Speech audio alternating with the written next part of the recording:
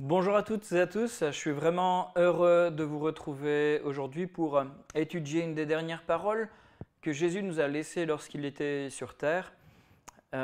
Cette parole s'est faite de toutes les nations des disciples.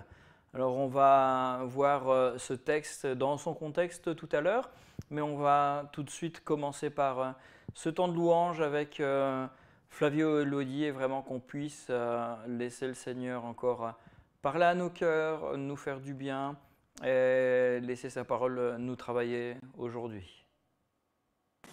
Bonjour tout le monde. Bonjour, j'espère que tout le monde va bien. Alors pour aujourd'hui, j'aimerais bien commencer par vous lire un verset de la parole de Dieu, plusieurs versets d'ailleurs. Vous lire un psaume, donc le psaume 34, et c'est David qui parle. Je veux bénir l'Éternel en tout temps, sa louange sera toujours dans ma bouche. Que mon âme fasse toute sa fierté de l'Éternel, que les humbles écoutent et se réjouissent. Dites avec moi la grandeur de l'Éternel. Célébrons tous son nom. Voilà, je voulais vraiment vous laisser ce début de psaume 34 et je vous conseille vraiment de lire aussi, de le lire entier parce qu'il m'a fait beaucoup de bien avec ces derniers jours. Et voilà. On va commencer avec ce premier chant, Un si grand miracle, et on enchaînera avec Nous te donnons.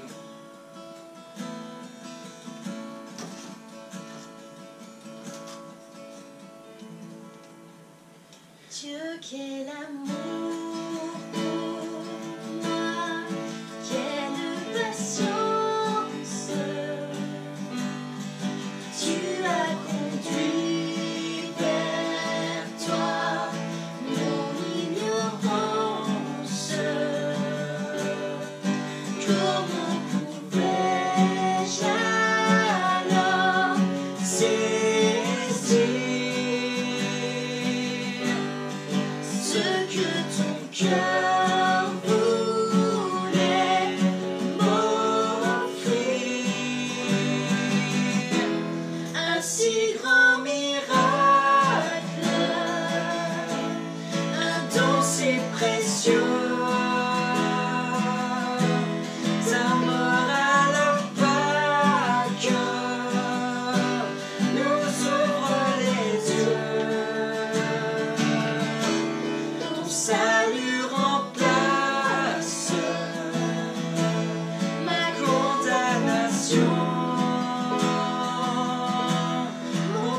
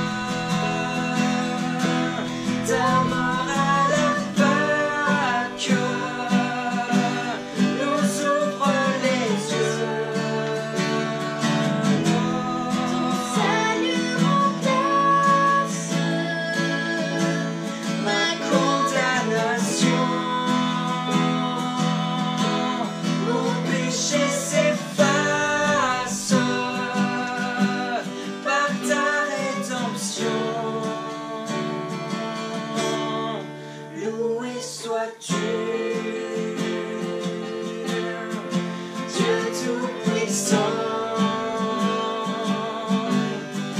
Loué sois-tu, Seigneur. Loué sois-tu,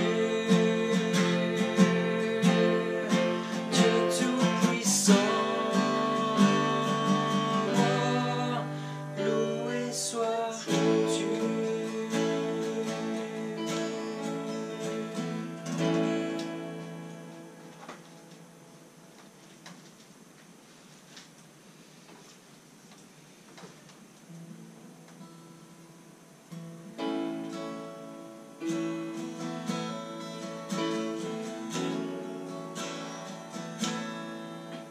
Ô Seigneur, enseigne-nous à te louer et t'adorer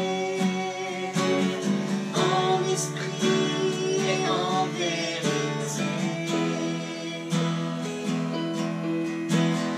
Que d'un même cœur, avec un même chant, nous fasse unis pour te glorifier. Nous te donnons nos cœurs.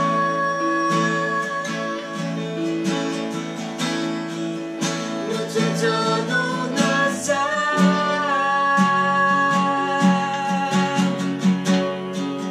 On est par ton esprit, raviver notre amour. On vient changer nos vies. Ô Seigneur, souviens-toi.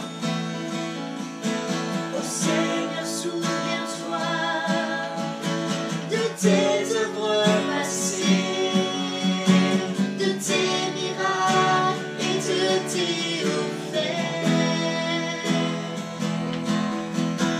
Il renouvelle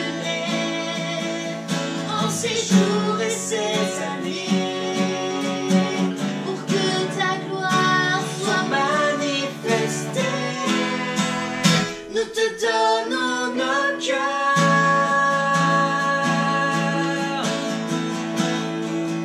Nous te donnons nos âmes.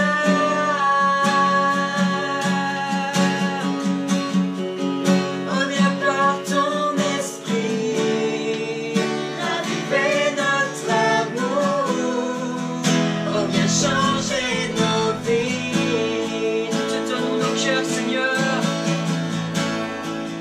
Nous te donnons nos cœurs. Jésus, nous te donnons nos âmes.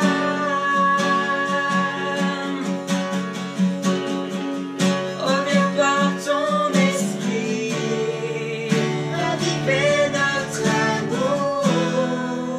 On vient changer nos vies. Seigneur, souviens-toi. Seigneur, souviens-toi de tes œuvres passées, de tes miracles et de tes hauts faits. Et renouvelle-les en ces jours et ces années, pour que ta gloire soit manifestée. Nous te donnons nos cœurs.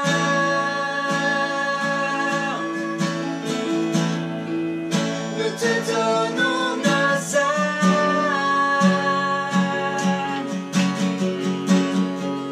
On vient par ton esprit, raviver notre amour. On vient changer nos vies. Une dernière fois, nous te donnons, Seigneur.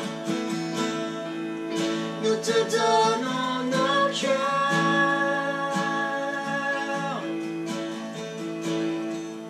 Nous te donnons nos âmes.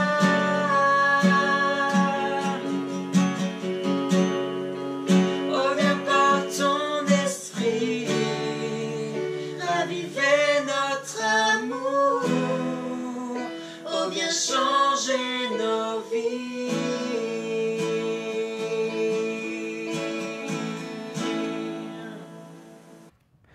Amen, gloire à Dieu. Jésus est vivant et Jésus veut encore transformer nos vies aujourd'hui.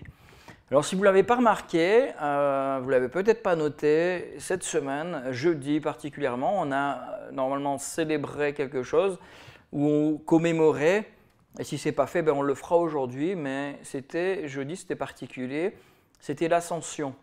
Donc l'Ascension, c'est quoi? C'est le jour où Jésus est monté au ciel. Pendant 40 jours, Jésus a exercé son ministère encore après sa résurrection. Et on ne sait pas trop ce qu'il va faire pendant ce temps-là. On a quelques textes qui nous parlent de ce que Jésus a fait, mais on n'en sait pas plus. Peut-être qu'il est allé voir d'autres personnes, d'autres nations, on ne sait pas. On ne sait pas, on ne va pas commencer à inventer des choses, mais on sait ce que la Bible nous dit.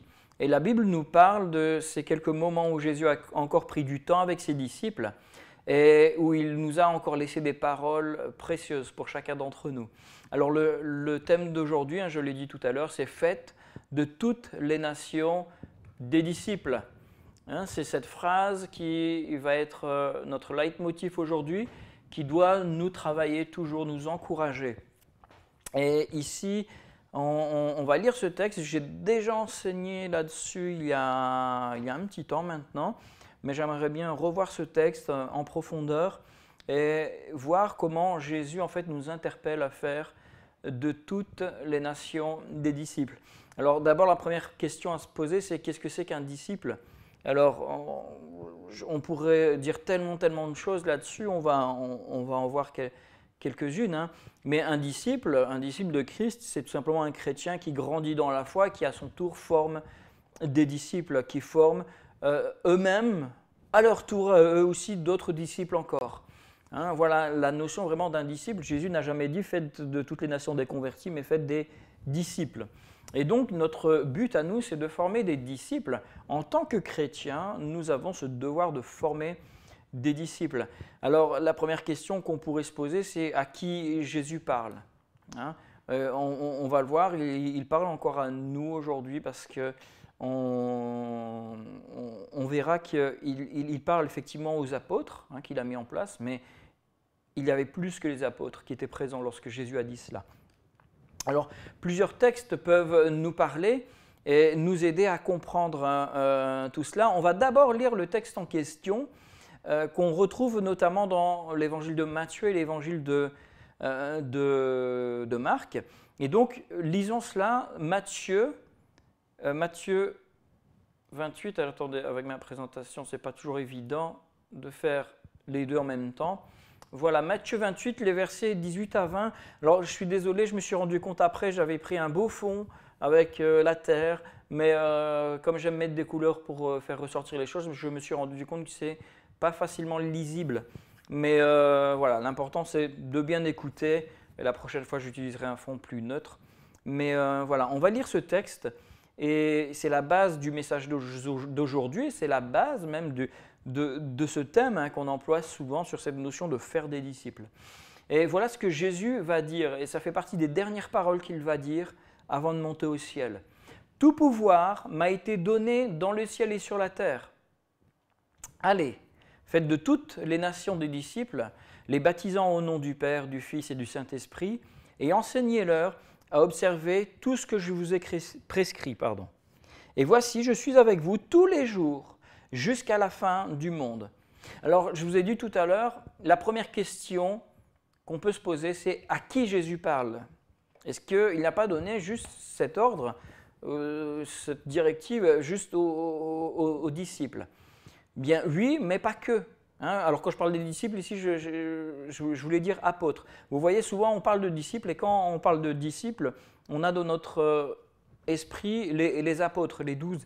Mais on sait qu'il y avait bien plus que 12 personnes qui suivaient Jésus en permanence. Il y avait 12 personnes que Jésus avait choisies, à qui il avait donné ce ministère apostolique de fonder l'Église, de mettre les fondements et de coordonner tout cela. C'était des ministères de direction, mais il y avait bien plus que cela. Donc il suffit de voir dans certains textes, par exemple, donc, à qui parle Jésus? La réponse est aux 11 et plus. 11 et plus. On sait que c'était les 11, mais plus que cela. Combien? À ce moment-là, on ne sait pas, mais on sait que très vite, en tout cas, ils étaient vite 120 à attendre et à obéir à ce que Jésus avait dit. On trouve ça notamment dans Luc 24, au verset 33. Se levant à l'heure même, ils retournèrent à Jérusalem et ils trouvèrent les 11, ceux qui étaient avec eux, assemblés. Alors, ici, le texte, il faut que je le remette dans son contexte, évidemment. Qui sont ces gens qui retrouvent les 11? Lorsque Jésus est ressuscité, il n'est pas encore apparu aux disciples, et parmi les disciples, donc pas les 11 apôtres, mais toute la foule de disciples qui suivaient Jésus, qui n'a pas renié Jésus, on nous raconte l'histoire de deux personnes, deux disciples qui sont tristes, ils se dirigent vers la ville d'Emmaüs. Et en chemin, Jésus leur apparaît, Jésus parle avec eux et eux ne reconnaissent pas Jésus. Alors il y a plusieurs explications possibles à cela, mais ce qui est surtout important ici par rapport à notre thème d'aujourd'hui, c'est qu'ils reconnaissent Jésus le soir lorsque, au moment de partager leur repas ensemble, Jésus prend le pain et il le rompt, il bénit le pain, il bénit ce repas. Et à ce moment-là, Jésus disparaît. Alors j'imagine le choc. Et en plus de cela, ils sont choqués de voir cet homme disparaître. Et en plus de cela, ils se disent, mais la manière dont il a fait ça, mais c'était Jésus, on ne l'a pas reconnu. Et donc, dans leur joie, ils courent et rejoindre les disciples pour l'annoncer. Et alors le texte, pourquoi j'ai pris ce texte, ils rejoignent les 11 et ceux qui étaient assemblés avec eux. C'est-à-dire qu'il y avait plus que 11, il y avait les 11, mais plus d'autres personnes. Alors qui étaient ces autres personnes? On le voit dans Acte 1. Allez, je repasse encore, je jongle d'un écran à l'autre, mais Acte 1, les versets 14 à 15 nous disent ceci. Tous, d'un commun accord, persévéraient dans la prière avec les femmes et Marie, mère de Jésus, et avec les frères de Jésus. En ce jour-là, Pierre se leva au milieu des frères, le nombre des personnes réunies étant d'environ 120. Alors, ici, c'est plusieurs jours après. Mais on comprend très vite que les disciples qui sont réunis, qui prient ensemble, il y en a à peu près 120. Donc, on ne nous parle pas de qui sont là, mais on sait qu'autour des 12, il y avait en permanence, en tout cas, Marie, à partir de ce moment-là, Marie, les frères de Jésus étaient présents. Jésus avait 3 frères. Et il y avait aussi les femmes. Les femmes, qui étaient ces femmes? On connaît Marthe, Marie, il y avait d'autres femmes, plusieurs femmes. Il y a plusieurs maris, donc parfois on s'y perd. Et en plus, quand il y a les mamans des disciples en plus qui sont là, qui suivent aussi, mais on sait qu'il y a beaucoup de femmes qui sont présentes, et elles sont là, elles assistent financièrement, elles assistent dans le travail, préparer le repas, dans l'accueil, mais aussi elles assistaient aussi dans le travail, dans le ministère, et ça c'est très clair, que les femmes, dès le départ, avaient un rôle aussi dans la propagation de l'évangile. Elles évangélisaient au même titre que les hommes.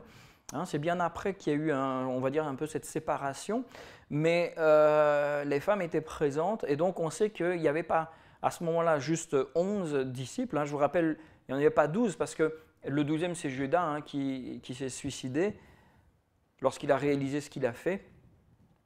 Et donc, il y a 11 disciples. Au final, 11 apôtres. Mais je ne vais pas trop repartir là-dedans, mais ce qui est intéressant, c'est de comprendre qu'ici, Jésus, lorsqu'il va parler, et on va relire ce texte, lorsqu'il donne ses derniers enseignements, effectivement, il s'adresse aux 11 particulièrement, mais il y a plus que les 11. Et on se rend compte que les autres disciples ont pris ça aussi pour leur compte. Ils étaient présents avec les apôtres, ils étaient présents dans la prière, ils persévéraient et ils ont exercé le même ministère d'évangélisation. Comme je l'ai dit, la vraie différence, c'est ce ministère de direction que Dieu a donné aux apôtres. Alors, on va lire aussi dans Acte 1, On va remonter un peu, les versets 4 à 8, et ces textes vont nous dire ceci. Hein, on va regarder, voilà. Et là, c'est Jésus qui parle aux disciples avant de remonter au ciel. Et il dit ceci, comme il se trouvait avec eux, il, donc Jésus, leur recommanda de ne pas s'éloigner de Jérusalem, mais d'attendre ce que le Père avait promis. Ce que je vous ai annoncé, leur dit-il. Car Jean a baptisé d'eau, mais vous, dans peu de jours, vous serez baptisés du Saint-Esprit. Alors les apôtres réunis lui demandèrent, « Seigneur, est-ce en ce temps que tu rétabliras le royaume d'Israël ?» Il leur répondit, « Ce n'est pas à vous de connaître les temps ou les moments que le Père a fixés de sa propre autorité. Mais vous recevrez une puissance, le Saint-Esprit survenant sur vous, et vous serez mes témoins à Jérusalem, dans toute la Judée, dans la Samarie et jusqu'aux extrémités de la terre. » Hein, ici, c'est clair pourquoi les disciples étaient réunis. Hein, donc, je rappelle les apôtres, mais les autres disciples, hein, donc à peu près 120, pourquoi ils étaient réunis? Parce qu'ils obéissaient déjà à Jésus et ils attendaient ce que Jésus avait promis, le Saint-Esprit. Un peu plus tôt, dans Jean, l'évangile de Jean, Jésus lui-même dit, hein, il vous est préférable, il vous est avantageux que je m'en aille, que je retourne au ciel, pour que vous puissiez recevoir le Saint-Esprit. Et donc le but ici de la prière, c'est la réception du Saint-Esprit pour ces premiers chrétiens. Et donc finalement, ce qui découle de l'ascension, je vais trop vite, ce qui découle de l'ascension, de ce moment où Jésus monte au ciel, c'est la réception du Saint-Esprit qui va arriver. Et donc finalement, lorsqu'on fête et qu'on se rappelle l'ascension, le moment où Jésus est monté au ciel, en fait, on devrait se préparer se mettre dans cette attitude de réception du Saint-Esprit. Ça ne veut pas dire qu'on ne peut recevoir le Saint-Esprit qu'à la Pentecôte.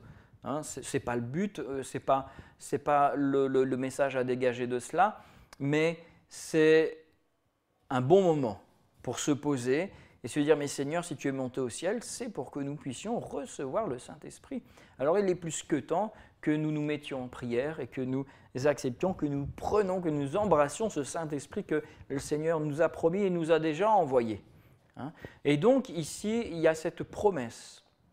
Il y a cette promesse du Saint-Esprit que le Seigneur va nous donner. Amen. Et pourquoi? Pourquoi? Et vous allez voir, c'est en lien, c'est pour ça que je lis ces textes-là. Pourquoi la réception du Saint-Esprit? Pour que nous puissions devenir ses témoins à Jérusalem, dans toute la Judée, la Samarie et jusqu'aux extrémités de la terre. Donc le but du Saint-Esprit dans nos vies, alors il y a le Saint-Esprit qui est dans nos vies parce qu'il nous sanctifie, c'est lui qui nous sauve, c'est lui qui nous fait grandir avec Dieu, mais il y a cette réception du Saint-Esprit par après, hein, que nous on appelle le baptême dans le Saint-Esprit, qui est ce revêtement de puissance qui nous permet d'évangéliser avec puissance, avec audace, avec efficacité. Et c'est à cela que le Seigneur nous appelle, vraiment. Et en restant dans cette dynamique-là, hein, sur le fait d'être des disciples, d'être des témoins, et c'est ce que Jésus nous demande, c'est de faire des disciples. Et donc, pour faire des disciples efficacement, nous devons prier, rechercher le Saint-Esprit, nous devons demander au Seigneur de nous... Alors, je suis toujours embêté quand je dis ça, de nous le donner, mais il nous l'a donné. Donc, c'est plutôt, Seigneur, remplis-nous à nouveau, Seigneur, permets-nous de nous plonger entièrement dans ce Saint-Esprit. Permets-nous de recevoir complètement. C'est plutôt une prière pour que le Seigneur nous prépare, nous, à mieux le recevoir. Le Seigneur nous l'a donné. Amen. Nous sommes bénéficiaires de cet esprit que Jésus nous a envoyé le jour de la Pentecôte. Maintenant, c'est à nous à rentrer pleinement dedans. Et ici, on va lire un autre texte qui nous parle de ce que Jésus, justement, a donné, ce que Jésus a dit avant de monter au ciel. Et on va lire ce texte dans Marc. Marc 16, à partir du verset 17, les versets 17 à 20, ça nous parle de la même chose, ça nous parle de ce moment où Jésus va être enlevé, mais vous allez voir, et j'espère que vous allez faire le lien assez facilement avec ce que j'ai dit avant. On va lire le texte, on va lire. Il dit ceci, « Voici les miracles qui accompagneront ceux qui auront cru. En mon nom, ils chasseront les démons. Ils parleront de nouvelles langues. Ils saisiront des serpents. S'ils boivent quelques breuvages mortels, ils ne leur feront point de mal. Ils imposeront les mains aux malades et les malades seront guéris. » Le Seigneur, après leur avoir parlé, fut enlevé au ciel et il s'assit à la droite de Dieu. Et ils s'en allèrent prêcher partout. Le Seigneur travaillait avec eux et confirmait la parole par les miracles qui l'accompagnaient. Très très beau ce texte aussi. C'est une version synthétisée de ce qui s'est passé, où Jésus envoie les disciples, il les envoie prêcher, et il leur dit « Voici les miracles qui accompagneront ceux qui auront cru ». Alors très intéressant ici, le miracle, encore une fois, alors c'est pas pour dire que nos traductions ne sont pas bonnes, sont fausses ou quoi, hein, jamais. Au contraire, je pense que la traduction qu'on utilise la plus souvent, c'est la Louis II. Et d'ailleurs, il y a beaucoup de mises à jour de la Louis II pour qu'elle soit adaptée à un langage plus courant. C'est une très bonne traduction, mais comme toujours, il y a des choix à faire. Lorsqu'on doit transcrire l'idée d'une autre langue, ce n'est pas toujours évident. Et donc, parfois, pour éviter d'avoir des phrases à rallonge, on choisit un mot, mais pour bien donner le sens, il faudrait une autre explication. Et j'ai envie de dire, c'est le rôle du pasteur. Hein, c'est le rôle du pasteur de dire attention, dans l'original, il y a ce mot-là qui est employé, donc il y a cette nuance dans le mot. Et ici, justement, il y a plusieurs nuances qu'on peut apporter. Hein, voici les miracles qui accompagneront ceux qui auront cru. Le terme ici, miracle, ce n'est pas la meilleure traduction pour moi. La meilleure, c'est signe. Pourquoi? C'est le même terme en fait qu'on retrouve dans Jean. Voici les signes qui accompagneront ceux qui auront cru. Pour moi, c'est une meilleure traduction. Vous me direz, ben, c'est à peu près la même chose. Oui, c'est la même chose, mais l'idée du signe, c'est que le signe, c'est quelque chose, c'est comme un signal, c'est quelque chose qui va interpeller, c'est quelque chose qui va montrer, qui va pointer, c'est quelque chose qui va appuyer, et d'ailleurs on va le voir tout à l'heure, c'est quelque chose qui va appuyer la parole. Le signe que ce que je dis est vrai, mais c'est le miracle qui va se passer. Et donc voici le signe qui va accompagner ceux qui auront cru. Et là encore une fois, le terme accompagner, 2 fois on a le mot accompagner ici. Hein, voici les signes qui accompagneront. Et ici, le mot accompagner, c'est vraiment la notion de suivre de près, de toujours être présent. Donc le Seigneur ici est en train de nous dire, voici les signes qui seront toujours présents avec vous, qui vont vous accompagner, ça sera en permanence là. Donc il n'y a jamais eu dans ce que Jésus disait la notion que les signes allaient disparaître à un moment ou à un autre. Jamais. C'est pour ça que nous croyons fermement que nous pouvons encore vivre pleinement la puissance de l'Esprit de la même manière que les apôtres le vivaient. Parce qu'il n'y a jamais cette notion que les signes vont être là pendant un temps et puis c'est tout. Jamais dans la Bible. Hein, alors certains vont dire oui, ils vont dire mais si, les miracles sont finis. Et ils vont prendre des textes, mais ça ne tient pas. Il n'y a jamais cette notion que ça va cesser. Et la deuxième fois où on trouve le mot accompagner, je vais le relire, c'est le dernier verset. Hein, et ils s'en allèrent prêcher partout. Et le Seigneur travaillait avec eux et confirmait la parole par les miracles qui l'accompagnaient, qui accompagnaient la parole. Et ici, accompagner, c'est alors qui accompagnait la parole, mais qui accompagnait la proclamation de la parole, hein, c'est ça. Et ici, ce terme accompagner, c'est pareil, c'est encore une fois la bonne traduction. Hein, c'est le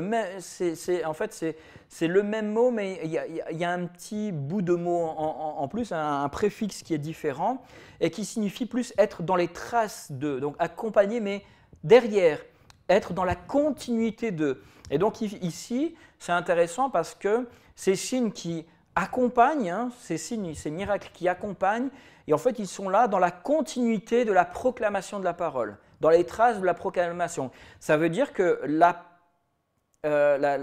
proclamation de l'évangile, hein, l'évangélisation précède les signes. Et nous, souvent, on attend qu'il y ait un signe avant d'évangéliser. Le Seigneur nous dit, vas-y, et les signes vont t'accompagner, ils vont être avec toi. Ça me fait un peu penser à lorsque Dieu se révèle à Élie. Je prends souvent cet exemple, hein, mais c'est une histoire qui me parle beaucoup. Hein. Élie dans le désert à Horeb, dans cette montagne, et le Seigneur arrive, et il y a cette aura, enfin ce feu, ce vent violent, ce tremblement de terre, et tout ça, ce n'est pas Dieu. Tout ça, ce sont des signes avant-coureurs de la venue de Dieu. Et de la même manière, nous, lorsque nous exerçons le ministère, il y a des signes avant-coureurs, mais il y a surtout des signes, et là, ici dans le contexte, des signes qui sont derrière nous. Nous, on est là en avant, on met la parole de Dieu en avant, et les signes viennent appuyer, confirmer. D'ailleurs, c'est le mot suivant que je voulais dire, hein, justement, le Seigneur travaillait avec eux et confirmait la parole. Le terme confirmer, c'est vraiment appuyer, c'est l'idée d'affermir, d'établir, de rendre juste. Hein. Et donc ici, le terme confirmer, c'est vraiment, ça confirme dans le sens, ça appuie vraiment, ça affermit, ça donne plus de poids encore au message. Et donc on comprend ici que le message des disciples avait énormément de poids parce qu'il était accompagné, il était suivi des miracles. Et lorsque les gens prêchaient, ils priaient, ils guérissaient. D'ailleurs, Jésus, si vous regardez, Jésus enseigne, hein, et il dit « Pourquoi tu crois? Voici le miracle. Hein, » et il dit « Ta foi t'a sauvé et je te guéris. » C'est toujours ça, hein, c'est jamais « je te guéris et ta foi t'a sauvé après », c'est « tu es d'abord sauvé et ensuite je te guéris ». Et la dernière expression que je voulais aussi relever, c'est le Seigneur travaillait avec eux. Alors là aussi, c'est une expression que parfois on emploie dans le sens que le Seigneur travaille avec moi, travaille avec nous, mais plus dans le sens qu'il se serve de nous. Ici, ce n'est pas du tout ça, il travaille littéralement avec. Il est associé avec, là, le terme, vraiment c'est ça. D'ailleurs, je vais même le dire, allez. Le terme, c'est synergeo. Synergeo. Je ne sais pas si ça vous fait penser à un autre mot. Hein. C'est le même mot qui a donné, en tout cas la même racine, hein. Ce n'est pas ce verbe-là exactement, mais qui a donné le mot synagogue. Hein. C'est l'idée de se rassembler ensemble et d'être unis ensemble. Et donc ici, c'est vraiment associé. Le Seigneur travaillait avec eux, le Seigneur était associé. Le Seigneur travaillait en tant qu'associé avec eux. Et c'est lui qui confirme par les signes, donc par les miracles, il confirme par les miracles ce que les disciples ont annoncé. Donc ici on l'a vu, il n'y avait pas que les 11 hein, qui sont redevenus 12 hein, parce qu'il y a eu Matthias qui a été choisi. Et il n'y avait pas que, on sait qu'il y avait au moins les 120 et plus que ça par après. Parce que les disciples formaient des disciples qui à leur tour formaient des disciples. Et on sait que tous les premiers chrétiens avaient vraiment compris ça et ils évangélisaient, ils travaillaient, ils annonçaient la parole et le Seigneur travaillait avec chacun d'entre eux. Lorsque tu évangélises, lorsque tu travailles pour le Seigneur est avec toi et il travaille avec toi. Hein? Un peu comme cette image des bœufs qui tirent les charrues. Hein, ce n'est pas un bœuf tout seul et puis Jésus qui est derrière à donner des coups de fouet, pas du tout. Tu es là et Jésus, il est à côté de toi, il tire avec toi. Et il se met à ton rythme et ensemble, on y va. C'est comme ça que le Seigneur travaille avec nous. Donc déjà cela, pour moi, c'est très fort parce que ça me montre la grandeur de Jésus, l'amour de Jésus. Ça me montre aussi comment Jésus travaille avec nous. On n'est pas seul, on n'est pas seul. Alors, quand on va relire ce texte maintenant, lorsqu'il nous envoie pour évangéliser, pour faire de toutes les nations des disciples, rappelons-nous qu'on n'est pas seul, Jésus le fait avec nous. Il le fait avec nous, il nous donne les moyens de le faire. Hein, mais il demande qu'on fasse le premier pas. Et on va revenir sur le texte de Matthieu 28. On va le relire et je vais revoir quelques points avec vous. Vous allez voir, là aussi, il y a beaucoup de nuances, beaucoup de nuances ici dans ces quelques phrases qu'on peut donner. Et si on comprend chaque mot, tout ce que Jésus veut dire ici, ça peut prendre une dimension dans notre vie et ça nous donne envie. En tout cas, moi, ça me donne envie de parler de lui, ça me donne envie de travailler pour lui. Donc, on va relire ce texte. On va le relire, Matthieu 28, versets 18 à 20. Et on lit ceci. « Tout pouvoir m'a été donné dans le ciel et sur la terre. Allez, faites de toutes les nations des disciples, les baptisant au nom du Père, du Fils et du Saint-Esprit, et enseignez-leur à observer tout ce que je vous ai prescrit. Et voici, je suis avec vous tous les jours jusqu'à la fin du monde. » Je vais vous lire tout de suite une autre traduction beaucoup plus littérale, beaucoup plus littérale, et vous allez voir, il y a des nuances qu'on ne remarque pas forcément, et en fait, il faut lire dans la langue originale, et encore une fois, pourquoi ce n'est pas traduit de cette manière-là, c'est parce que c'est un peu brut à lire, ce n'est pas forcément bien clair, et donc, je reviens, je pense que la traduction de Louis II est la plus claire, en tout cas, la plus facile à appréhender. Alors, il y a des traductions dans le français courant, mais si on est plus littéral, vous allez voir, c'est un peu plus brut, un peu moins facile à appréhender, mais très intéressant à voir. Et donc, on va lire cette autre traduction. Très littérale, hein. Et voilà ce que ça dit, cette autre traduction. « À moi fut donnée toute autorité. » Ou toute autorité me fut donnée, mais c'est vraiment « à moi toute autorité fut donnée, dans le ciel et sur la terre. Donc, en allant… » Alors ici, il y a un mot qu'on n'a pas de traduction, alors moi je l'ai traduit « discipuler », c'est faire des disciples, mais discipuler chaque ethnie. Les baptisant dans le nom du Père, du Fils et du Saint-Esprit, les enseignant à observer, à garder ou pratiquer tout ce que je vous ai ordonné. Et voyez, moi, je suis derrière vous tous les jours jusqu'à l'achèvement de cette ère ou l'achèvement de cette période. Alors, je reviens sur la première traduction. Vous voyez, c'est un peu bizarre, et pas forcément facile à cerner tout de suite. Mais ça a tellement de poids si on regarde vraiment ce que Jésus a dit. Premièrement, Jésus dit, alors tout pouvoir m'a été donné, mais dans la traduction que j'ai dit, c'est « à moi fut donnée toute autorité ».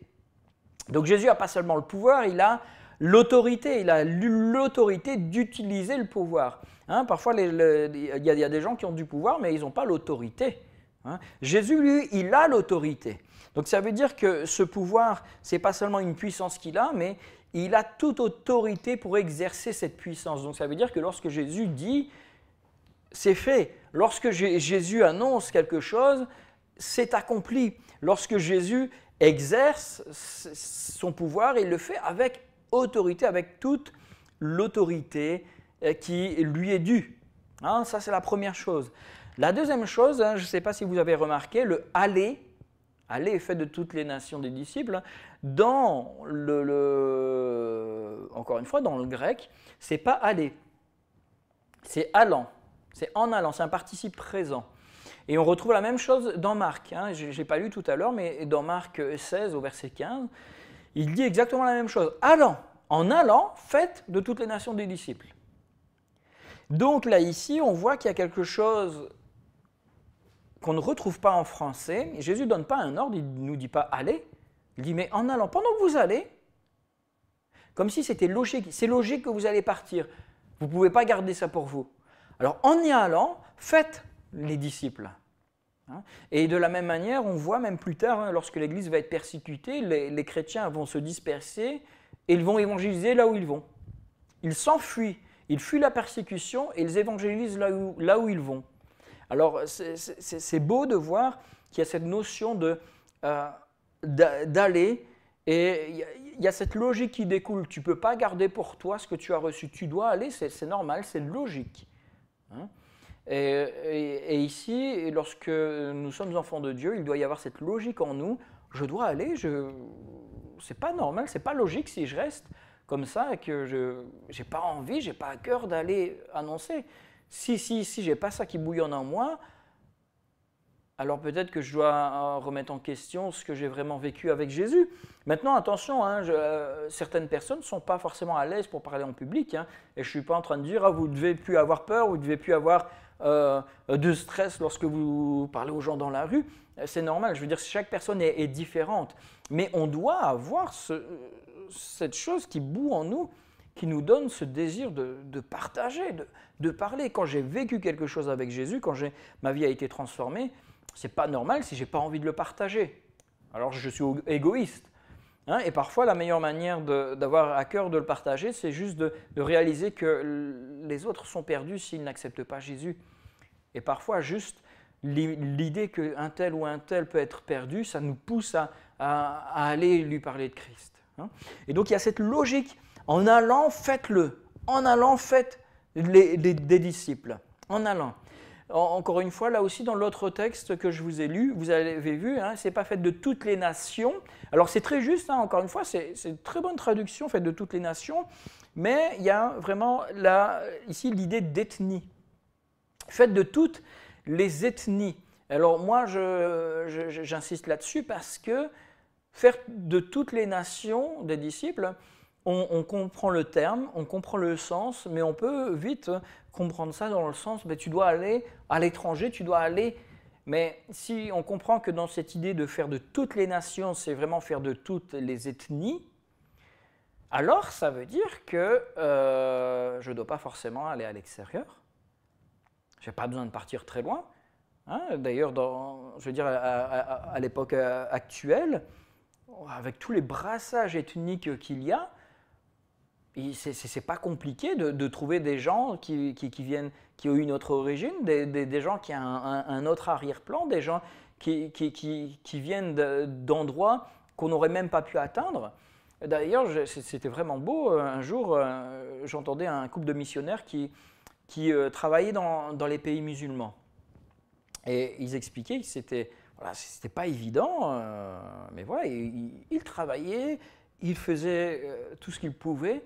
Et ils sont devenus, ils ont été appelés à être professeurs à l'école biblique ici au CTS, donc à Bruxelles. Et lorsqu'il y a eu, j'ai envie de dire, la crise avec l'immigration, hein, ici et toute cette vague d'immigration, eux ils ont prié et ils ont été touchés parce qu'ils ont dit mais ce sont les personnes qu'on évangélise habituellement et maintenant ils sont ici, Seigneur on doit faire quelque chose. Et donc ils se sont investis pour aider les gens donc, à travers des œuvres humanitaires et ils en ont profité pour parler de Jésus. Et ils nous ont dit, mais c'est merveilleux, on n'a jamais vu autant de conversions maintenant qu'en 25 ans de ministère là-bas, dans leur pays. Parce qu'ici, ces gens ont la possibilité d'entendre sans avoir de représailles. Bien entendu, il y en a quand même, parce qu'entre eux, attention, ils se surveillent. Mais ils étaient en train de nous dire, ces missionnaires, on ne se rend pas compte la chance qu'on a parce qu'on peut toucher des populations sans aller jusqu'à dans leur pays, puisque c'est eux finalement qui viennent chez nous. Et donc finalement, on peut ici faire de toutes les nations des disciples beaucoup plus facilement qu'à l'époque de Jésus, puisque nous côtoyons ces nations. Et avec les moyens de technologie actuelle, on peut sans problème annoncer la parole. Et donc ici, c'est vraiment l'idée de faire de toutes les ethnies, de toutes les cultures, de tous les peuples, des disciples. Et l'autre terme, c'est faire des disciples. Faites de toutes les nations des disciples. Faites des disciples. Moi, j'ai préféré la traduction discipuler, qui n'existe pas en français. Hein. Ce n'est pas discipliner, hein, attention. Hein. C'est vraiment discipuler. Hein. Faites des disciples. Mais je préfère cette traduction discipuler, même si c'est vraiment tordre le français. Mais parce qu'il y a cette idée qu'on ne fabrique pas un disciple. On ne le fabrique pas. On rend disciple. S'il y a une notion de disciple, alors il y a une notion de maître, disciple, comme un peu maître-élève. Je vais préférer le terme père, mère spirituelle. Et le Seigneur nous demande d'être des parents spirituels pour les gens à qui nous parlons. Il nous demande d'engendrer spirituellement des nouveaux disciples. C'est plutôt cela, vraiment, ici, l'idée. Hein? Et encore une fois, là aussi, on ne les fait pas. Ça veut dire qu'on ne les façonne pas. Hein? Ils deviennent disciples à leur rythme, à leur vitesse et à l'image de Dieu. Encore une fois, nous, on doit pointer le regard vers Jésus, vers Christ, vers le Maître parfait, qui a été serviteur parfait lui aussi, hein, mais vers le Maître parfait, c'est à son image que nous devons devenir. Et donc nous avons ce devoir d'engendrer des disciples en tant que chrétiens. Jamais le Seigneur nous a demandé de faire des chrétiens, il nous a demandé de faire des disciples. Ça ne sert à rien de dire « Ah, j'ai autant de membres dans mon église, on a autant de convertis ». C'est bien, ça fait du monde, mais si ça reste là... Et alors souvent on se dit « Mais pourquoi l'église se vide ?» Ah, parce qu'on n'a plus des évangélistes comme avant. Ben non, c'est parce que l'église n'a pas pris son rôle à cœur. Parce que l'église, les chrétiens n'ont pas vécu comme des disciples. N'ont pas vécu comme des disciples. Et c'est difficile de vivre comme un disciple. Parce que ça veut dire que des moments, il faut aussi se discipliner, hein, c'est autre chose, mais il faut se discipliner dans sa vie spirituelle tous les jours et dire « Ah, Seigneur, je te donne la priorité. Seigneur, aujourd'hui on va passer autant de temps, on va travailler pour toi. Seigneur, je veux te ressembler. » C'est vraiment tout cela. Et j'ai envie de dire, lorsqu'on forme des disciples, ça ne dépend plus de nous. Nous, notre rôle, c'est vraiment de donner le meilleur enseignement et montrer Christ, vraiment faire découvrir Christ. Mais après, c'est chacun à son rythme. Hein. Respectons le rythme de chacun aussi dans sa marche. Et Jésus ici nous dit comment faire des disciples. Il nous le dit. Hein, comment faire ces disciples?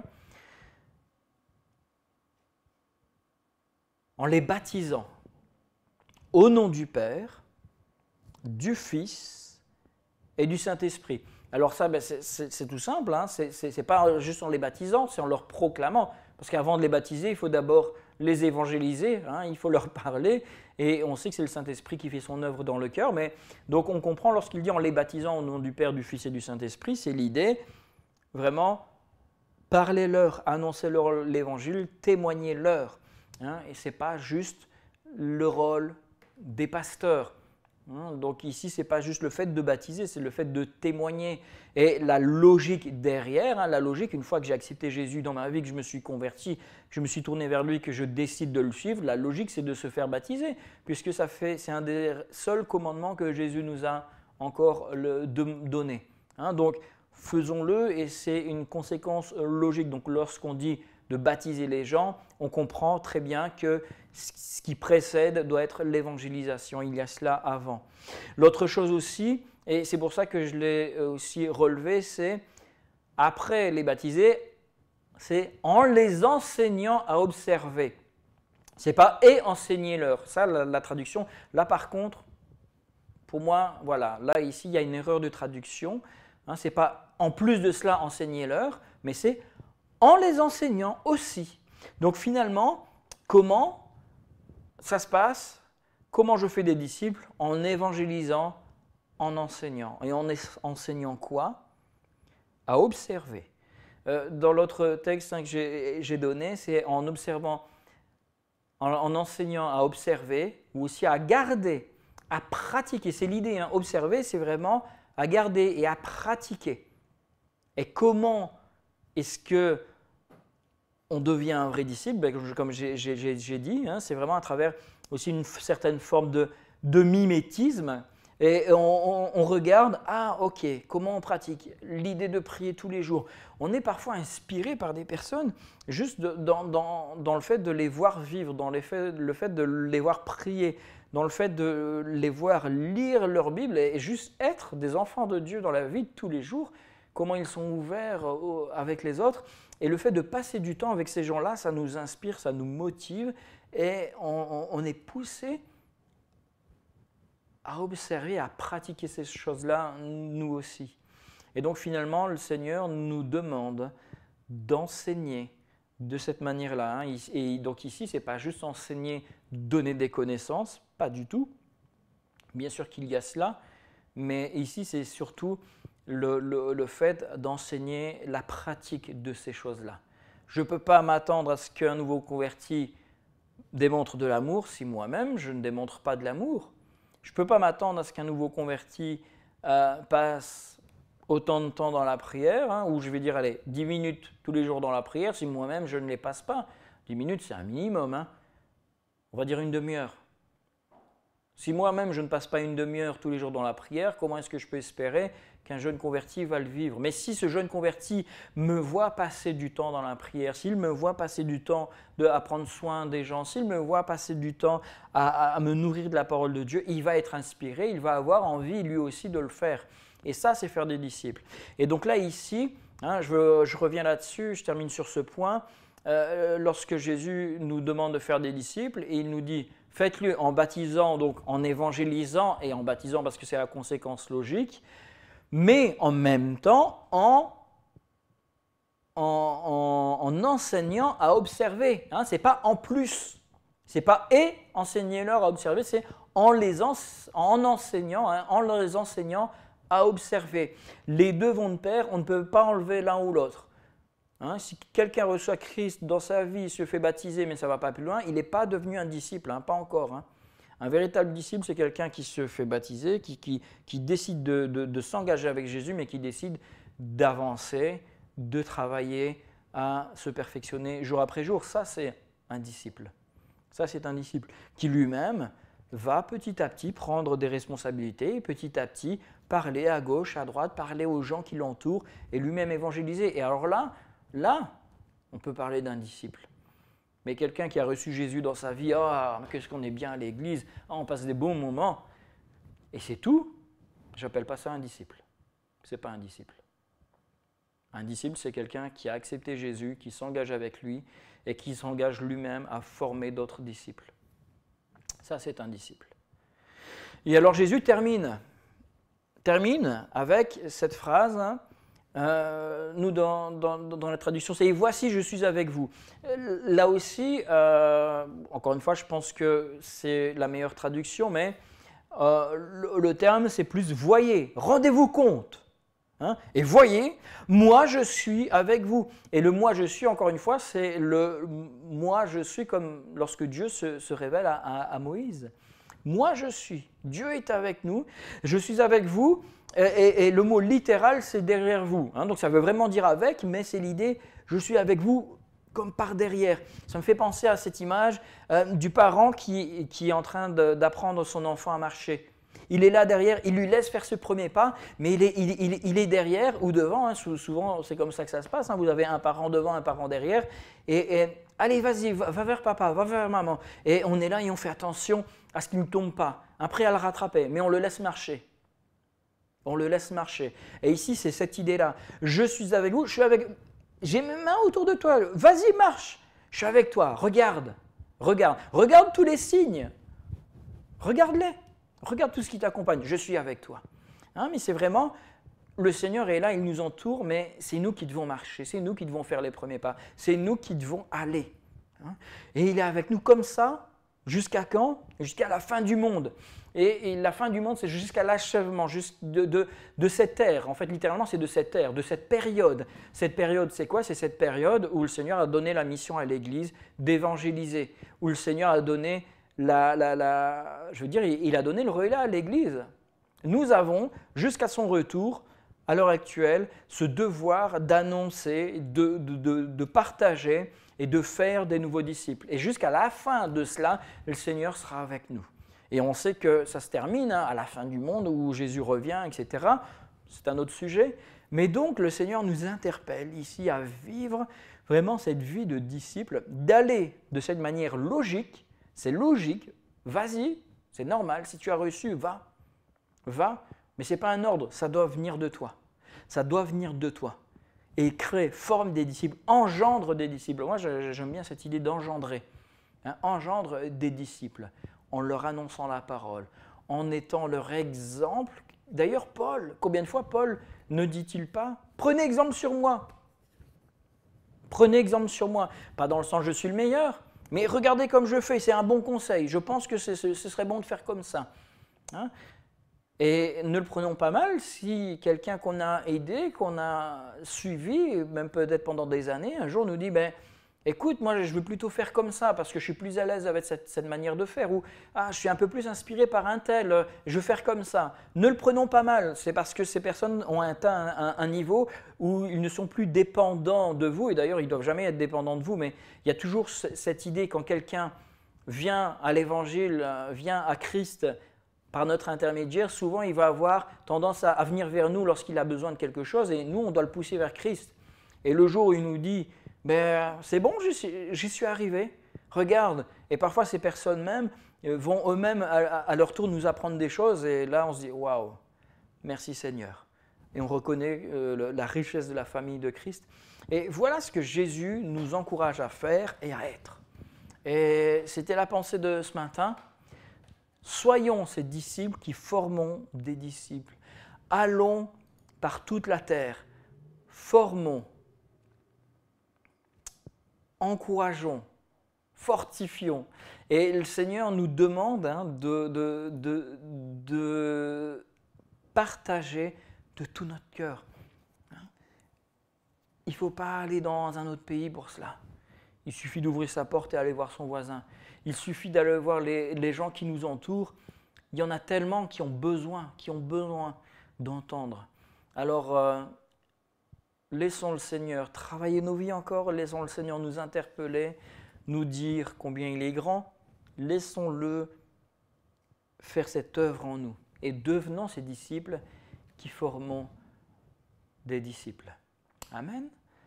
Voilà, je vais prier pour clôturer et on va terminer avec un chant, un amour extravagant.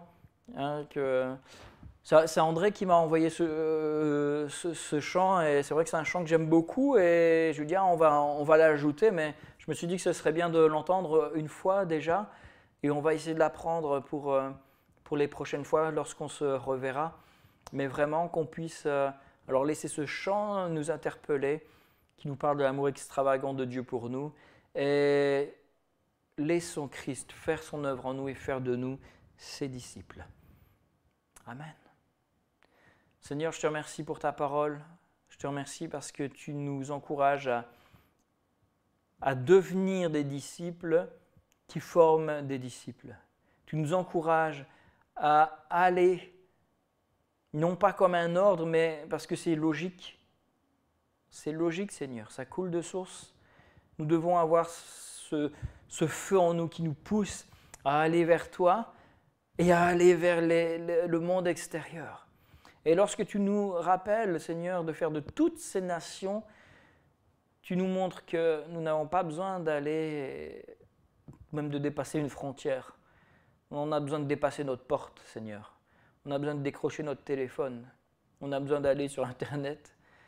Et tout cela, Seigneur, nous donne tellement accès à tellement de monde.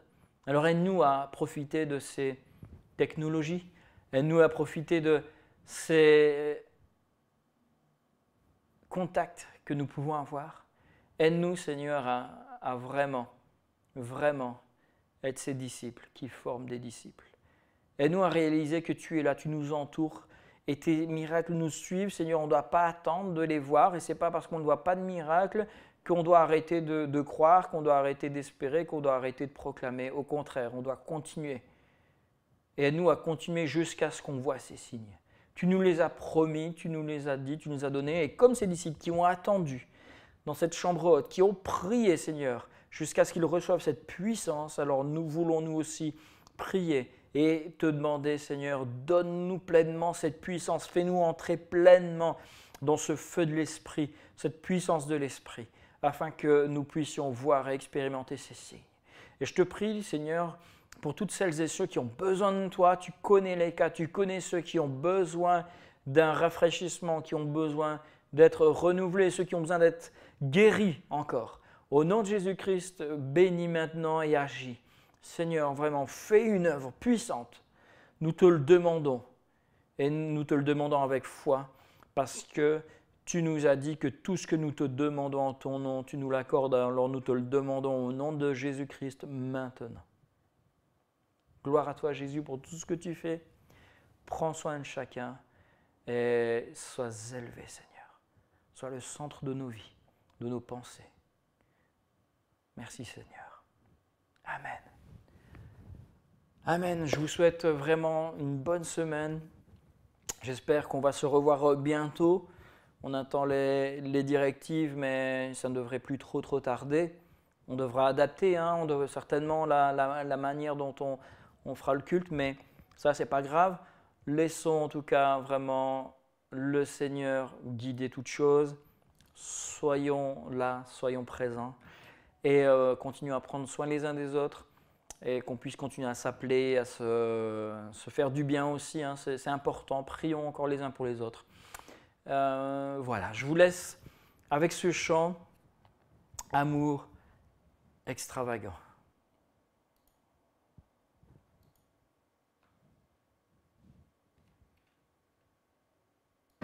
Avant mes premiers mots, tu me connaissais déjà. Oui, tu es si bon envers moi. Avant mon premier souffle, tu mis ta vie en moi. Oui, tu es si tendre envers moi. Oh, l'amour renversant, extravagant, infini de Dieu. Sans faiblir, il me cherche, il me poursuit, me ramène à lui. Je suis indigne et sans mérite, mais pour moi tu t'es livré. Oh, l'amour renversant, extravagant, infini de Dieu.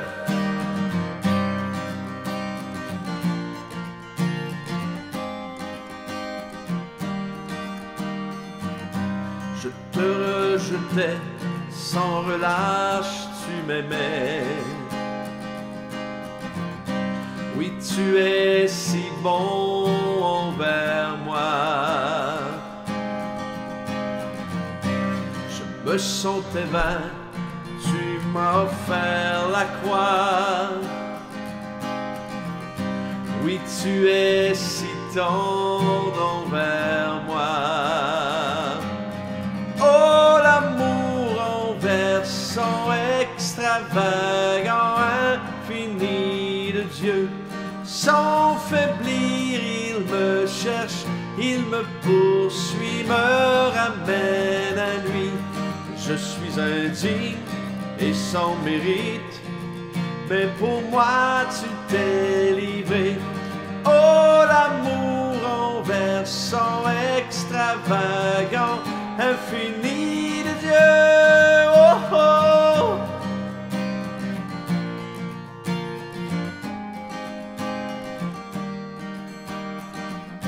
Aucune ombre n'est trop sombre, ni mon trop élevé pour que tu me cherches. Qu'un mur ne peut résister, ni mensonge tenir, sans fin tu me cherches. Aucune ombre n'est trop sombre, ni mon trop élevé pour que tu me cherches. Qu'un mur ne peut résister, ni mensonge tenir, sans fin tu me cherches. Encore une fois. Aucune ombre n'est trop sombre, ni mon trop élevé pour que tu me cherches. Aucun mur ne peut résister, ni mensonge tenir, sans fin tu me cherches. Oh, l'amour renversant, extravagant, infini de Dieu. Sans faiblir, il me cherche, il me poursuit, me ramène à lui. Je suis indigne et sans mérite, mais pour moi tu t'es livré. Oh, l'amour renversant, extravagant,